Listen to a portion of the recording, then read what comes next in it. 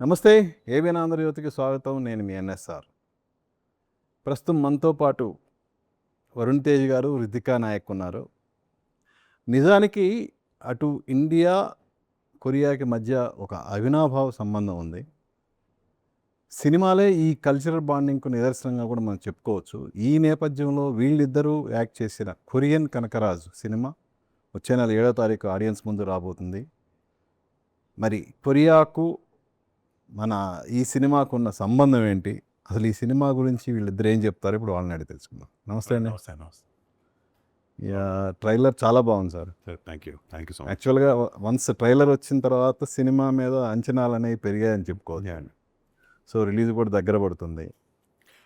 అంటే అది ఎక్కువ అనౌన్స్మెంట్ చేయలేదు ఎప్పుడు ఈ సినిమా ఏంటి దేని గురించి, ఏదో ఒక Korean Rayalaseema cross over film లాగా అనే అనుకుంటున్నారు అందరూ, ఏదో కామెడీ అని. బట్ మేము తీసుకున్న ఈ కథనం మొత్తం అంతా చాలా నోవెల్గా ఉండబోతుంది ఈ సినిమాలో. అండ్ స్పెషల్లీ ఈ అన్నిటికన్నా ఎంటర్టైన్మెంట్ ఫ్రంట్ సీట్ తీసుకుంటుంది ఈ సినిమాలో. టోటలీ జనాల్ని థియేటర్ తీసుకొచ్చి వాళ్ళు ఎంటర్టైన్ చేయాలనేది ఒకటే మా main criteria and main idea. అంటే జనరల్గా నేను కూడా లాస్ట్ 5-6 సినిమాల్లో ఎక్కువ కొంచెం బాగా సీరియస్ క్యారెక్టరైజేషన్స్ ఇలాంటివి చేశాను. బట్ జనాలకి థియేటర్కి వచ్చి కష్టాలు అన్నీ పక్కన పెట్టేసి ఒక 3 hours ఎంజాయ్ చేసి వెళ్ళే ఎక్స్పీరియన్స్ వాళ్ళకి ఇవ్వాలి అని నాకు ఉద్దేశంతో ఈ సినిమా చేశాను. యాక్చువల్గా ఇప్పుడు అగ్రెసివ్ ప్రమోషన్స్ అనేది ప్రతి ఒక్కళ్ళు చేస్తున్నారు. సో నీ ఇంజరీ వల్ల ఆ అగ్రెసివ్గా చేయలేకపోతున్నాననే ఒక ఇదేమైనా ఉందా మీరు? అంటే కొంతవరకు ఆబ్వియస్లీ స్లో అయిపోయానండి, ఏ పనులు చేసుకోలేకపోతున్నాను. బట్ యాక్చువల్లీ రిలీజ్ పోస్ట్పోన్ అయింది దానివల్లే. ఒక 2-3 days షూటింగ్ చేయాల్సి ఉండింది అండ్ అనుకోకుండా అలా జరగడం, అది దానివల్ల డిలే అయింది. బట్ స్టిల్ మంచి రిలీజ్ డేటే దొరికింది అనుకుంటున్నాం మాకు, August 7th. ఆనెస్ట్లీ ఏంటంటే బ్లెస్సింగ్ ఇన్ డిస్గైజ్ లాగా ఏంటంటే టైం దొరికింది బాగా మంచి పోస్ట్ ప్రొడక్షన్ చేయడానికి. ఎడిట్ని అన్నిటిని బాగా మళ్ళీ చూసుకుని కరెక్ట్గా వర్కౌట్ అవుతుందా లేదా అని ఎడిట్ చేసుకుని మల్టిపుల్ టైమ్స్ కూర్చుని టైం స్పెండ్ చేయగలిగే అవకాశం దొరికింది. బట్ ప్రమోషన్స్ అంటే ఫిజికల్గా చేయకపోయినా ఈసారి మేము సినిమా ఫస్ట్ షూటింగ్ చేస్తున్నప్పటి నుంచే కొంచెం ఇన్నోవేటివ్గా చేయాలి, ఏదో కూర్చుని మాట్లాడాము అలా కాకుండా సినిమా థీమ్ ప్రకారంగా కొంచెం ఎంటర్టైనింగ్ స్పేస్లో ఉండాలి ప్రమోషన్స్ అన్న దాంట్లో ఆ వీడియోస్ చేయడం కానీ అన్నీ మా టీం అందరూ అనుకుని ఇలా ఈ యాంగిల్లో వెళ్దాం ఈసారి అని అన్నారు. ఓకే, సో అలా చేయబోతున్నాం. అందుకే ఎలా ఉంది సార్ ఇంజరీ? ఓకే అండి, బాగానే ఉంది. ఇలా కాలు మీద కాలు వేసుకుంటే తప్ప కూర్చోలేకపోతే జారిపోతున్నాయి. ఓకే, బట్ ఓకే అండి, బాగానే ఉందండి. యాక్చువల్గా నిన్న మొన్నటి వరకు ఓన్లీ మెగా ఫ్యామిలీకి మాత్రమే ఈ ఇంజరీస్ వెంటాడుతున్నాయి అని అందరూ అనుకుంటున్నారు. రైట్. బట్ రీసెంట్గా వరుసన ఈవెన్ నిన్న ఎన్టీఆర్ టాలీవుడ్నే వెంటాడుతున్నాయి అని అంటున్నారు. మీరేమంటారు అసలు ఏంటి? అంటే యాక్సిడెంట్స్ అందరం ప్రోనే, బట్ యాక్టర్స్ అన్నాక కొంచెం ఏదో ఒక ఫిజికల్ రిస్క్ ఉంటుంది షూటింగ్ చేసేటప్పుడు. అంటే మనం మాట్లాడుకునే పేర్లు అందరికీ over years wear and tear అవుతుంది బాడీ. కంటిన్యూగా షోల్డర్ ఆపరేషన్ అయింది, ఆ తర్వాత పవన్ గారిది అయింది. అంటే బాడీ తెలుసో తెలియకో చాలా రకమైన ఫిజికల్ స్ట్రెస్లోకి పెడతామండి షూటింగ్ చేసేటప్పుడు. నేను 10 years అయింది కానీ చిరంజీవి గారు కానీ బాబాయ్ కానీ బాలకృష్ణ గారు కానీ వాళ్ళందరూ 40 years 30 years చేస్తున్నారు. సో ఇప్పుడున్న సేఫ్టీ ప్రికాషన్స్ కూడా ఆ టైంలో ఉండేవి కాదు యాక్టర్స్కి. బట్ స్టిల్ ఇన్ఎవిటబుల్ అండి, యాక్సిడెంట్ అవ్వకుండా ఉండవు. బట్ అన్ఫార్చునేట్లీ అలా అయింది. బట్ మంచి డాక్టర్స్ ఉన్నారు కాబట్టి అందరూ సెట్ చేస్తారు. అది ఇన్ని జాగ్రత్తలు తీసుకుంటున్నా కూడా ఇంజరీస్ అవుతున్నాయి కదా, దాన్ని ఎలా చూడాలండి? అంటే టెక్నాలజీ డెవలప్ అయింది, ప్రికాషన్స్ బాగా తీసుకుంటున్నారు, ఈవెన్ దో సీరియస్లీ ఒక అన్ఫార్చునేట్ సిచ్యువేషన్స్ అండి అవి. అంతే, కొన్ని చాలా చిన్నగా ఉంటాయి. ఇప్పుడు నాకు మిస్టర్ సినిమా చేసేటప్పుడు కూడా యాంకిల్ ఇరిగింది. అప్పుడు ఒక 2 months బెడ్ రిడన్ అయ్యాను. అప్పుడు ఒక సింపుల్ రన్నింగ్ షాట్, ఇంకా అది ఎవరు రీప్లేస్ చేయలేరు, యాక్టర్స్గా మనమే చేయాలి. అది ఎంత టెక్నాలజీ వెళ్ళినా కూడా ఒక very high risky shots definitely body doubles చేస్తారు. విఎఫ్ఎక్స్ హెల్ప్ ఉంటుంది, రోప్ హెల్ప్ ఉంటుంది, ఎస్ఎఫ్ఎక్స్ అని చేస్తాం. బట్ కొన్ని మనం చేయాల్సి వస్తుంది. ఇప్పుడు నేను మన హాస్పిటల్కి వెళ్తున్నాను బాగా దీనివల్ల. నాతో పాటు ఇంకొక 100,000 మంది ఉన్నారు అక్కడ. అదే డాక్టర్ దగ్గరికి అదే కాలు ఇరిగి, మోకాలు ఇరిగి, షోల్డర్ ఇరిగి వస్తుంటారు. అందరికీ జరుగుద్ది. బట్ ఈళ్ళకి మనకు యాక్టర్స్ చేరినప్పుడే న్యూస్‌లో వస్తాయి కాబట్టి మరి అట్లా అనిపిస్తుంది నాకు. సో టోటల్గా 3 months మీకు ఇప్పుడు 3 months అయిందని ఇంకొక 2-3 months ఫిజియోథెరపీ అన్నీ ఉంటాయి. సో డాక్టర్ ఫైనల్‌గా సర్టిఫికేట్ ఇస్తాడు ఫిట్ ఫర్ స్పోర్ట్ అన్నట్టు. అంటే వాలీబాల్ ఆడాలి కాబట్టి నేను. బట్ డెఫినెట్‌గా ఈసారి సేఫ్టీ ప్రికాషన్స్ తీసుకుంటాం. అది just చాలా అన్‌ఫార్చునేట్‌గా అయింది అంతే. ఈ 3 months ఎలా గడిచింది అసలు బాగా? జనరల్‌గా నా పనులన్నీ చాలా వరకు నేనే చేసుకుంటానండి. బట్ ఇంట్లో బాబు ఉన్నాడు. సో బట్ లావణ్య మా ఇద్దరిని చూసుకోవాల్సి వచ్చింది ఈ టైంలో. బట్ నాకు బాబుతో టైం స్పెండ్ చేయడం అది ఇంకా బ్లెస్సింగ్ ఇన్ డిస్గైజ్ అది కూడా. ఎంత సార్ ఇప్పుడు వాయువు? 10 months. 10 months. యా. ఎలా ఇంట్లో తనతో ఎలా టైం స్పెండ్ ఎలా చేస్తారు? ఒక ఫాదర్ సన్కి ఎలా ఉంటుంది ఆడుకుంటూనే ఉంటున్నాను వాడితో. ఇంకా బేసిక్లీ నాకు ఎంటర్టైన్మెంట్ తనే, వాడికి నేనే బేసిక్లీ, లావణ్య కూడా. బట్ మా ఇంట్లో మా నాన్నకి అమ్మకి కూడా ఇంతకుముందు మేము పిల్లలం పెరిగిపోయాం, బిజీ అయిపోయాం, రాత్రి లేట్గా వస్తాం, పొద్దున్న ఎప్పుడు లేస్తాం తెలియదు, ఎక్కడ ఉంటుందో తెలియదు. బట్ వాళ్ళకి కూడా ఆ వాయిడ్ అనేది ఫిల్ అయిపోయింది బాబు పుట్టిన తర్వాత. ఇంట్లో ఒక మనోడు వచ్చేస్తే గ్రాండ్ ఫాదర్ ఫీలింగ్ డిఫరెంట్ కదా. Yes, but they are having a great time. Ya, coming to Korean Kanakaraju. First director Gandhi వచ్చి మీకు ఈ లైన్ చెప్పినప్పుడు ఏంటి మిమ్మల్ని హుక్ చేసిన పాయింట్ ఏంటి? ఫస్ట్ యాక్చువల్లీ ఇంకోటి చెప్పాయండి దీని ముందు. ఓకే, అది కొంచెం కామెడీ స్పేస్లో ఉంటుంది. అది నాకు అంత బాగుంది కానీ ఇంకా చాలా చిన్నగా కన్ఫైన్ అయింది, ఇక్కడ ఈ స్పేస్లో ఉంది అని అనిపించినాయి. ఒక రీజన్స్ ఉన్నాయి నాకు, చెప్పాను దానికి. సో తనకి బేసిక్లీ మాకు జరిగిన కాన్వర్సేషన్ తనకి బాగా నచ్చింది. ఓకే, నాకు వరుణ్తో చేయాలి ఉంది అని అప్పుడు అనుకున్నానని చెప్పాడు నాకు తర్వాత. సో వెళ్ళగానే తనకు ఆ ఐడియా ఎలా స్ప్రింగ్ అయిందో తెలియదు నాకు. తనకు వచ్చింది, నాకు ఐడియాగా చెప్పలేదు. ఒక బ్రీఫ్ ఒక 45 minutes to 1 hour స్టోరీ చెప్పాడు నాకు. యాక్చువల్లీ 2.5 hour నరేషన్ ఇచ్చాడు నాకు తను వచ్చినప్పటికి. నేను ఒక ఎంటర్టైన్మెంట్ సినిమా చేద్దాం అనే ఉద్దేశంలో ఉన్నాను, ఎత్తుకుతున్నా. అంటే కొంచెం హెవీ సినిమాలు వద్దు మనకి, ఒక light hearted boy next door, కొంచెం రిలేటబుల్ క్యారెక్టర్ ప్లే చేద్దాం అని అనుకున్నాం. కానీ కొన్నిసార్లు నువ్వు అనుకున్న నీకు అది రావాలి. బట్ ఈ సినిమాకి మాత్రం నేను అట్లా అనుకోవడం, గాంధీ రావడం, అదంతా కోఇన్సిడెన్స్ అదంతా. అండ్ నాకైతే ఫ్యాంటాస్టిక్ అనిపించింది కథ తను చెప్పిన ఫస్ట్ టైమే. ఓకే, నేను అంత మ్యాడ్ తనలాగా అంత మ్యాడ్ కొరియన్ ఫ్యాన్ అని కాదు. బట్ స్టిల్ నాకు ఆ కల్చర్ ఎలా ఉంటుంది, ఆ కల్చర్కి ఉండే ఫ్యాండమ్స్ ఎలా ఉంటాయి అని తెలుసు, నాకు ఎక్స్పీరియన్స్ చేశాను అది నా చుట్టుపక్కల, మా చెల్లి వల్ల, మా ఫ్రెండ్స్ వల్ల. బట్ ఆ కియా కనెక్షన్ చెప్పినప్పుడు చాలా న్యాచురల్గా, ఆర్గానిక్గా అనిపించింది కథ నాకు. అండ్ ఫస్ట్ కామెడీ చాలా ఎంజాయ్ చేశాను తను చెప్తుంటే. అండ్ అప్పుడు కథ చెప్తున్నప్పుడే తన గురించి రితికాని పెట్టాలనేది మేము ఒక 1-2 weeks డిస్కషన్ తర్వాత అనుకున్నాం. ఫస్ట్ విన్నప్పుడు ఈ క్యారెక్టర్ సత్య అయితే బాగుంటుంది, ఈ క్యారెక్టర్ ఇదైతే బాగుంటుంది, కమీడియన్స్ ఎవరైనా పెడితే బాగుంటుంది అని అనుకున్నాం. అండ్ బాగా జెల్లాం గాంధీ నేను ఫస్ట్ నరేషన్ నుంచి. Yeah, Ritika after successful film తర్వాత ఎందుకు ఇంత గ్యాప్ వచ్చింది నీకు? I didn't deliberately want it to take a gap. I just think it just happened on its own. I'm just trying to pick consciously the projects that I want to be part of, and I think that's just taking time. I'm naturally a very patient person in generally. I guess that's also coming off in my career in terms of patiently waiting for good films. So yeah. బేసిక్గా Korean movies అన్నా నీకు బాగా ఇష్టం అన్నారు director. అంటే ఈ cinema ఒప్పుకున్న తర్వాతనా, లేదంటే న్యాచురల్గానే అసలు కొరియన్ మూవీస్ అన్నా బాగా ఇష్టమా, సిరీస్ అన్నా ఎలా? సో నేను like 6-7 years, like since 2018-19 కూడా ఫ్యాన్ ఉంది. Like K culture, K pop, BTS, K dramas నాకు చాలా ఇష్టం. But so when Gandhi garu came to me with the project, I was like, wow, this is like a character I should definitely play. And even when you were discussing the character, I was constantly telling him, okay, we can also, if you want something for this character, I have this also at my home, you maybe use this as a prop. So I was very excited and able to play something very close to my heart and able to relate to a character like that was amazing. అంటే ఇంతకుముందు Korean language వచ్చా, లేదంటే ఈ cinema కోసం నేర్చుకున్నారా ఎలా? Like I said ప్రివియస్లీ నేను K dramas చూసి చిన్న చిన్న వర్డ్స్ కూడా అర్థమవుతుంది, బట్ ఈ సినిమాలో ప్రాపర్ డైలాగ్స్ కూడా ఉంది.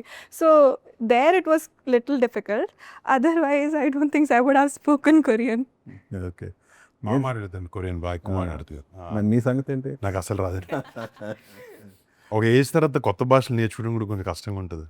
బట్ నాకు అసలు అర్థం కాదు, బట్ మేనేజ్ చేసాను చాలా బట్టి స్కూల్లో 10th చదివినప్పుడు ఎలా చదివామో ఎగ్జామ్స్ అప్పుడు అలాగ అనిపించింది నాకు ఈ సినిమా సీన్లు చదువుతుంటే.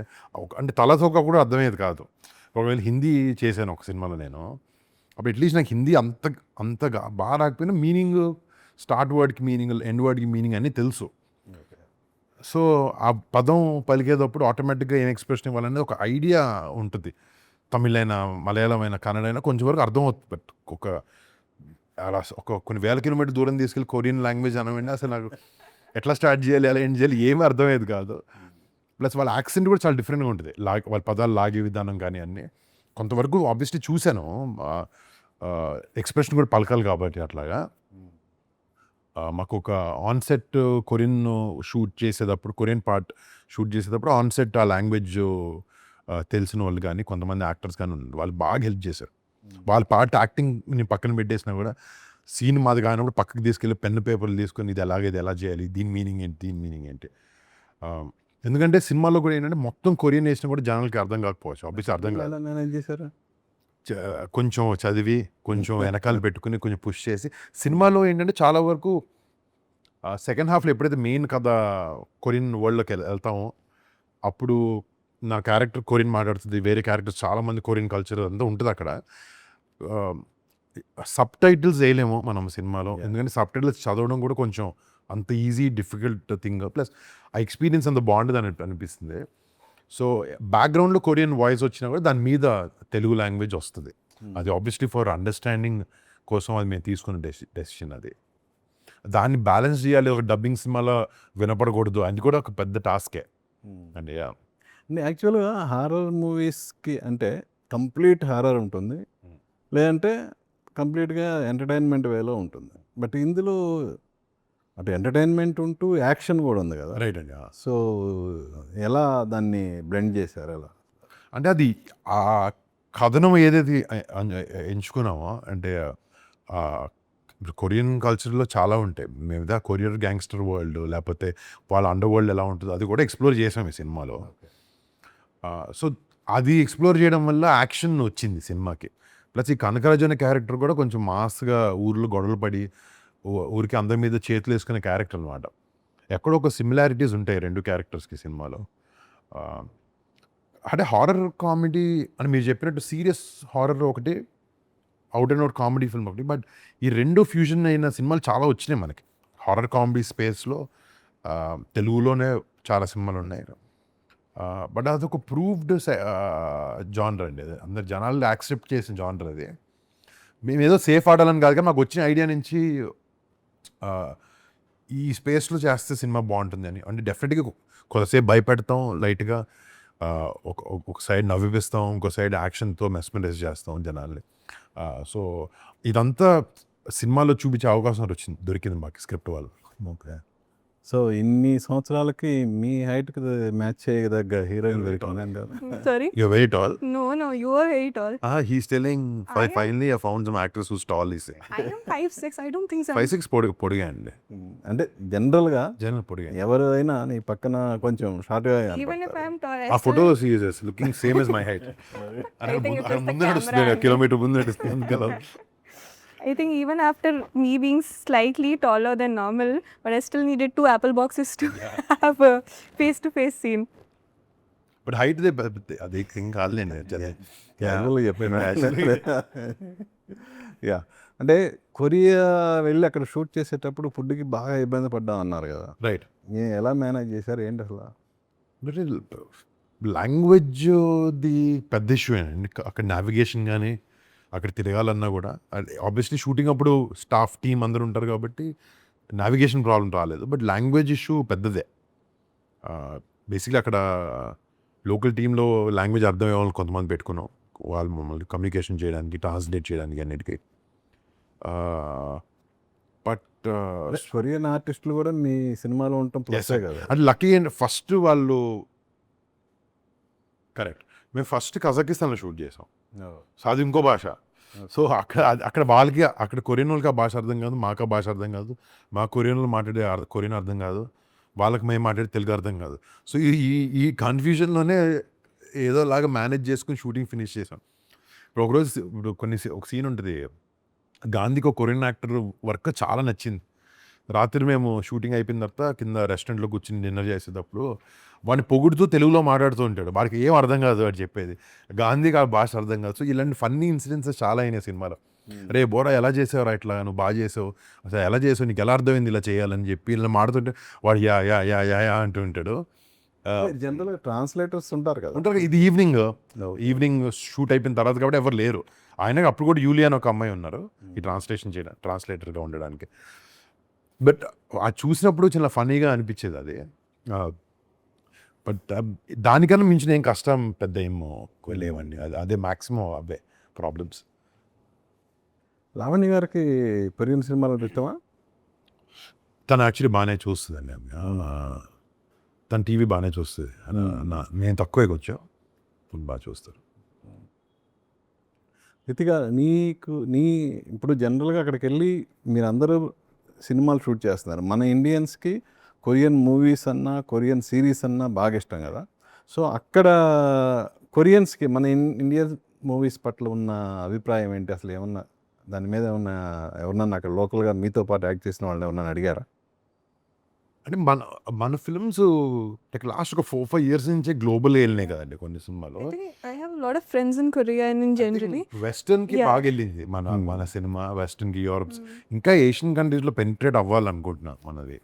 I think we are taking a step towards them. I think there's still communities which like watch Indian movies and they love, but it's not as big as of in the US or the UK. US, UK, Europe అంతా మనది కొంచెం Yeah. పెద్దగా, New Zealand, Australia side అంతా. But మాతో ఉన్న వాళ్ళు మాత్రం బాగా ఎంజాయ్ చేశారు సినిమాని చూడడానికి. ఇప్పుడు మేము ట్రైలర్స్ చేసినా ఏదైనా కంటెంట్ పెట్టినా చాలా బాగుంది, భలే ఉంది, అసలు ఎవరు తీస్తున్నారు, ఎవరు కట్ చేస్తున్నారు ఈ ట్రైలర్స్ అలాంటివి అడుగుతున్నారు మాతో పనిచేస్తున్న వాళ్ళు మాత్రం. బట్ హోప్ఫుల్లీ అది మారుతుంది రేపు పొద్దున, వాళ్ళకి కూడా మన సినిమాలు నచ్చడం. మనం అట్లయితే కే డ్రామాస్ చూస్తాం, వాళ్ళ ఫిల్మ్స్ని కన్జ్యూమ్ చేస్తాం వాళ్ళ కాంటెంట్ని, అలా మన కాంటెంట్ కూడా వాళ్ళు చేయాలంటే మనం గ్రో అవుతున్నాం అండి అదే ట్రాజెక్టరీలో. రేపు పొద్దున మెల్లగా అంటే లాంగ్వేజే ఇష్యూ మేజర్గా. ఇప్పుడు యూఎస్కి వెళ్ళాలంటే ఇంగ్లీష్ ఒక సబ్ టైటిల్స్ చేసినా చాలా అర్థం అవుద్ది, అక్కడ ఇంగ్లీష్ అనేది కూడా it's little not so convenient. I think even in their own country they speak more Korean than English and they would like Korean subtitles, so the translation becomes very difficult. కాదు sir, ఇప్పుడు తమన్ అంటే ట్రైలర్కి ఎంత అద్భుతమైన busy ఇచ్చాడో, పాటలు కూడా first song release కాగానే song కూడా అంత అప్లాజ్ వచ్చింది. మోర్ ఎవర్ కొంచెం మెగా హీరోలకి తను మంచి మ్యూజికల్గా మంచి హిట్స్ ఇచ్చాడు కదా. ఈ సినిమాలో మ్యూజిక్ ఉన్న ఇంపార్టెన్స్ ఏంటి? మ్యూజిక్ సినిమాలో ఎలా అయితే కల్చరల్ కాంట్రాస్ట్ ఉందో మ్యూజికల్గా కూడా దాన్ని ఎగ్జిబిట్ చేయగలగాలి సినిమాలో. ఒక సైడ్ అనంతపూర్, పెనుగొండ ఇటువైపు చూపిస్తున్నప్పుడు ఏదైతే ఒక మాస్ లేకపోతే ఒక కమర్షియల్ సౌండింగ్ ఉంటుందో ఆ క్యారెక్టర్కి, ఆ బిహేవియర్కి, వాడుకుండే సిచ్యువేషన్స్కి, లేకపోతే సినిమాలో గోస్ట్ లేకపోతే సూపర్ న్యాచురల్ జరిగేటప్పుడు ఎలాంటి సౌండ్ ఎఫెక్ట్స్ ఇవ్వాలి అన్నీ కూడా. అంటే నిజంగా మాకు సినిమా ఓవరాల్గా చూసిన తర్వాత అదే అనిపించింది, అసలు తమన్కి సినిమాలో చాలా ఎక్స్ట్రా ఎఫర్ట్ పెట్టాల్సిన అవసరం ఉంది ఈ సినిమాకి. అంటే అంత ఇంపార్టెంట్ ఈ సినిమాకి స్కోర్, మ్యూజిక్ ఇవన్నీ అని. ప్లస్ సెకండ్ హాఫ్లో ఎప్పుడైతే కొరియన్ వరల్డ్లోకి దిగిన తర్వాత వాళ్ళ ఇన్స్ట్రుమెంట్స్ వాడడం కానీ, వాళ్ళ సౌండింగ్ ఉండడం కానీ, ఆ కైండ్ ఆఫ్ ఫ్యూజన్ తీసుకెళ్తే మనం ఆ ప్రపంచంలోకి తీసుకెళ్ళి కూర్చోబెట్టగలుగుతాం. నేను ఎంత బట్టలు వేసుకున్నా, ఎలాంటి హెయిర్ స్టైల్ చేసుకున్నా, ఏం చేసినా కూడా ఆ సౌండ్ కూడా ఆ ఇమర్సివ్ ఎక్స్పీరియన్స్ మనకి ఇస్తుంది. అండ్ చాలా ఇంపార్టెంట్ అండి తన కొంచెం ఓజీ ఫ్లేవర్ కనిపించింది. అంటే అది రీసెంట్గా వచ్చింది బేసిక్లీ. అది కూడా కొంచెం గ్యాంగ్స్టర్ వరల్డ్, ఆ బ్లాక్ డ్రెస్లో వాటిలో ఉన్నారు అనేది జనరల్. ఇప్పుడు అంటే ఓజీ ఎంత ఒక కల్ట్, ఎలాంటి కల్ట్ ఫిల్మ్ అంటే అది ఎవడేం చేసినా కూడా ఇది ఓజీలో అలా ఉంది, ఓజీలో కలదలు పెట్టుకున్నట్టు, లేదా కటన పట్టుకుంటే ఓజీలో ఉందని రిఫరెన్స్ వస్తుంది. అంత ఇంపాక్ట్ చేసిన సినిమా అది బాబాయ్ది. మేమేమో అది బాబాయ్ గారు అది చేస్తున్నారని రిలీజ్ అయ్యే వరకు దానికి ఒక జాపనీస్ సెటప్ ఉంటుందని ఎవరికి తెలియదండి మనకి. మేము అప్పటికి షూటింగ్ చేస్తున్నాం అంతా, బట్ చాలా వెరీ కోఇన్సిడెంటల్గా బాబాయ్ జాపనీస్ రిలేటెడ్ బ్యాక్డ్రాప్ ఉన్న సినిమా, లేకపోతే నేను కొరియన్ బ్యాక్డ్రాప్ ఉన్న సినిమా చేయడం జరిగింది. Yeah working with Varun. Working with Varun. I mean, the overall experience was great. He's very hardworking. Even recently, when we were supposedly doing patchwork, even when he was injured, he was still there mornings till the night. And in generally, I think he creates a very positive and comfortable environment around you for everyone on set. So I had a great experience, like you said. Excellent. Yeah Varun గారు, యాక్చువల్గా మీరు ఇంతకుముందు రాజీవ్ వాళ్ళతో చేశారు కదా, UV వాళ్ళతో first time కదా. So producers గురించి ఏం చెప్తారండి? నాకు కొంచెం ప్యాషనెట్ ప్రొడ్యూసర్ అనేది రాజీవ్, కానీ యువి వంశీ అన్నతో విక్కీ అన్నతో ఫస్ట్ టైం. అంటే వాళ్ళు మాకు చరణ్ అన్న ఫ్రెండ్ లాగా చిన్నప్పటి నుంచి నాకు విక్కీ అన్న వీళ్ళందరూ తెలుసు. బట్ సరదాగా అంటున్నాను, ఎప్పుడు పంపిస్తారు సినిమా, ఎప్పుడు చేస్తారు సినిమా అని చెప్పి. బట్ ఎప్పుడు అది అవ్వలేదు, సరదాగే తప్ప ఎప్పుడు అడగమో సినిమా చేయమని చెప్పి. రాజీవ్తో నాకు మంచి రిలేషన్షిప్ ఉంది యాజ్ అ ఫ్రెండ్. అసలు ఎప్పుడైనా ఒక కంచి చేసినప్పుడు కానీ, లేకపోతే తర్వాత అంతరిక్షంలో అంటే ఒక ప్యాషన్ ప్రాజెక్ట్ చేద్దాం అనుకున్నప్పుడు కూడా తను బాగా సపోర్టివ్గా దిగి ఆ సినిమా నేను ప్రొడ్యూస్ చేస్తానని వచ్చాడు. So have huge regards for him. ఎలాంటి సినిమా అయినా కూడా ఒక ప్యాషన్ డ్రివెన్తో చేసేవాళ్ళంటే నాకు ఇష్టం అండి బాగా. అండ్ ఈ సినిమా చేసినప్పుడు కూడా రాజీవ్, కానీ రాజీవ్కి ఇది ఒక చాలా కొత్త సినిమా, ఇది ఒక చాలా కమర్షియల్ ఫిల్మ్. బట్ వాళ్ళిద్దరు యూనియన్ కూడా చాలా బాగుంది అండ్ బాగా సపోర్ట్ చేశారు సినిమాకి.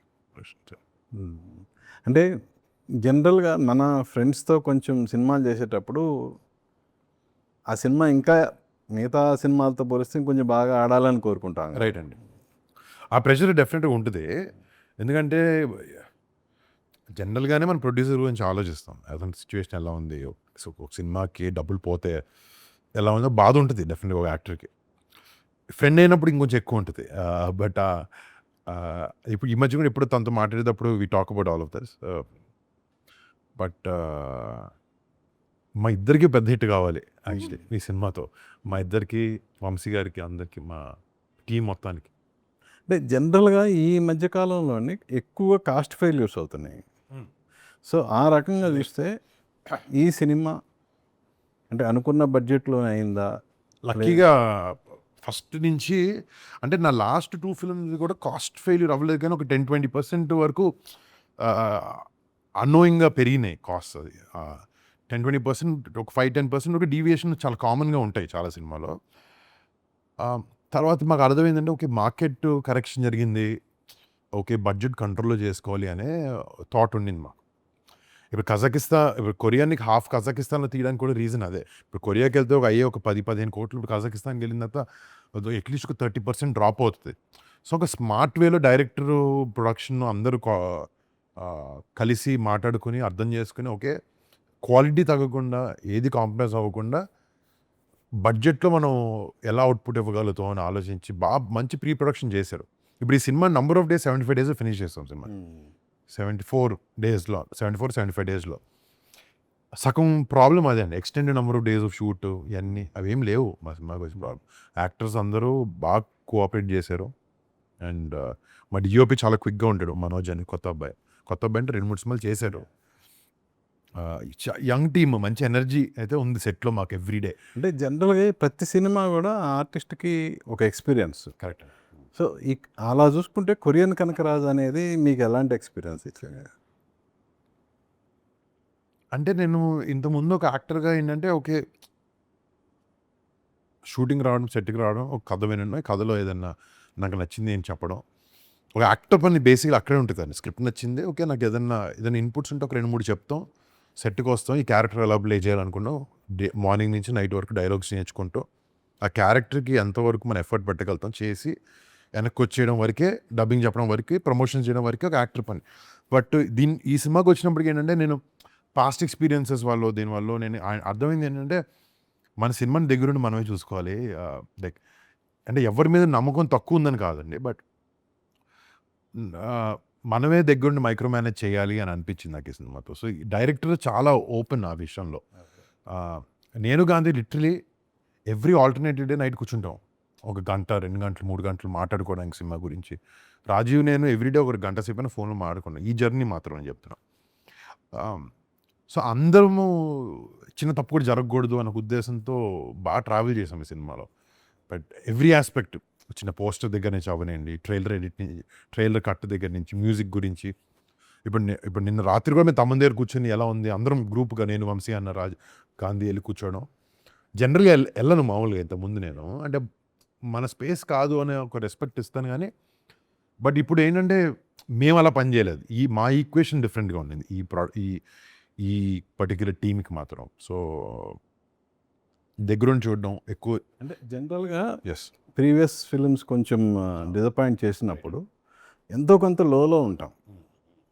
సో అలా ఉన్నప్పుడు మీకు అంటే మీ ప్రీవియస్ ఫిల్మ్స్ కొంచెం డిసప్పాయింట్ చేసినాయి, ఈ సినిమా చేసేటప్పుడు కానీ ఈవెన్ హౌస్లో కానీ మీకు సపోర్టివ్గా ఉన్నది ఎవరు? 100% ఫ్యామిలీ ఫ్రెండ్స్. ఇన్ఫ్యాక్ట్ ఈ ప్రొడక్షన్ హౌస్ ప్రొడ్యూసర్స్, ఈ సినిమా ప్రొడ్యూసర్స్ కానీ, గాంధీ కానీ, ఫస్ట్ ఆఫ్ ఆల్ మనల్ని బయటకు లాగేది మనమే అండి. ఫస్ట్ మెంటల్గా మనం డౌన్ అయిపోయిన తర్వాత చుట్టుపక్కల ఎవరు ఏమన్నా కూడా మనం ఏం చేయలేము. పోతే ఇంకా ఎక్కువ ఎఫర్ట్ పెట్టాలన్న ఆ థాట్ ఎక్కువ నాకు. ముందు సినిమా బాగాలేదంటే ఇప్పుడు నెక్స్ట్ ఇంకా బెటర్గా ఎలా చేయాలి, ఆ తప్పులు సరిదిద్దుకోవాలి, ఆ తప్పులు మళ్ళీ రిపీట్ చేయకూడదు నాకు అయితే డెఫినెట్గా ఉంది. బట్ మా వైఫ్ కానీ మా పేరెంట్స్ అందరు సపోర్ట్ ఎప్పుడు ఉందండి చాలా. కొన్ని రోజులు బ్యాడ్ డేస్ రోజు డిప్రెషన్ అనే వర్డ్ పెద్దది చాలా, బట్ ఆ చిన్న లో ఫీల్ అవుతాం కదండి, అలాంటి టైంలో that support is very important. నాకే కదా ఎవరికైనా కూడా. అంటే ఇప్పుడు మైనస్ ఇంటూ మైనస్ ప్లస్ అంటారు కదా, సో ఆల్మోస్ట్ 3-4 మైనస్లు కలిసినాయి ఇప్పుడు ఈ సినిమా. కలిసి ఓ పెద్ద plus plus. You need to have the bad days to appreciate the good ones. Right, hopefully. Manifesting. So ఫైనల్గా ఈ కొరియన్ కనకరాజు అనే సినిమాని చూడాలి అని వచ్చే ఆడియన్స్కి మీరు చెప్పేది ఏంటి? పెద్ద ఎంటర్టైనర్ అండి సినిమా. థియేటర్కి వచ్చిన తర్వాత స్టార్ట్ టు ఎండ్ కడుపు చక్కలేలా నవ్వుకుని హాయిగా ఇంటికి వెళ్ళి ఎక్స్పీరియన్స్ని ఇవ్వబోతున్నాయి సినిమాతో. దాంతోపాటు ఒక చిన్న యాడ్ ఆన్స్, ఒక చిన్న హారర్ ఎలిమెంట్ లేకపోతే సూపర్ న్యాచురల్ ఎలిమెంట్ ఉండి మా ఐడియా ఒకటే, జనాలు ఎంటర్టైన్ చేయాలి ఈసారి అనేది. అదే స్టార్ట్ టు ఎండ్ అదే ఎక్స్పీరియన్స్ కొరియన్ కనకరాజు రేపు పొద్దున అందరికీ థియేటర్లో ఇవ్వబోతున్నారు. Ritika? I think I'll agree with his words only. ఇంగ్లీష్లో చెప్తుంది same. But no, I mean, like I said, we had a lot of fun. We have put a lot of love and effort, all of us, the whole team, into the movie. And I just hope you could see it on the screen once you come to the theaters on 7th of August. And it's a full entertainer, and it's going to be a lot of fun. And I hope you guys have a lot of fun. Yeah, close చేసే ముందు నాకు ఒక చిన్న ఇది కావాలా. అబ్బాయి పుడితే బాయు తేజ్ అనే పేరు పెట్టాము, అయితే అమ్మాయి పుట్టినా కూడా మేము ఒక పేరు అనుకున్నామని లావణ్య గారు నాకు ఇంటర్వ్యూలో చెప్పారు. ఇందుకు ఆ పేరు ఏంటి? అది చెప్పనండి నేను, మళ్ళీ వేరే ఎవరొకరు పెట్టుకుంటారు. నిజంగా నా నోట్స్లో రాసుకున్నాం, అబ్బాయికో పేరు అమ్మాయికో పేరు రాసుకున్నాం. బట్ నేను చెప్పకూడదు, తన పర్మిషన్ తీసుకోను నేను మీకు చెప్పాలంటే. ఒకవేళ మంచి పేరు పెట్టా, మంచిది, మంచి డివోషనల్ నేమే అది. థ్యాంక్ యూ అండి. నెక్స్ట్ ఎటు రివీల్ చేస్తారు? ఎలా పుడతారు కాబట్టి చేద్దాం, హోప్ఫుల్ నాకు నెక్స్ట్ అమ్మాయి పుట్టాలి. యా, ఓకే అండి, థ్యాంక్ యూ. మీ 7వ తారీఖు రాబోతున్న కొరియన్ కనకరాజు మంచి హిట్ అయ్యి నేను చెప్పినట్టు అన్ని మైనస్లన్నీ కలిసి ప్లస్ అన్నట్టు పెద్ద ప్లస్ అవ్వాలని, మీ అందరికీ మంచి హిట్ కావాలని మనస్ఫూర్తిగా thank you. Wish you all the best. Yeah, చూశారు కదండి, వరుణ్ తేజ్ అండ్ రితికా నాయక్తో మన స్పెషల్ చిట్ చాట్. మళ్ళీ మరో గెస్ట్తో మీ ముందుకు వస్తాను. మీ ఎన్ఎస్ఆర్ సైనింగ్ ఆఫ్. చూస్తూనే ఉండండి ఏవేనా అందరి యూత్.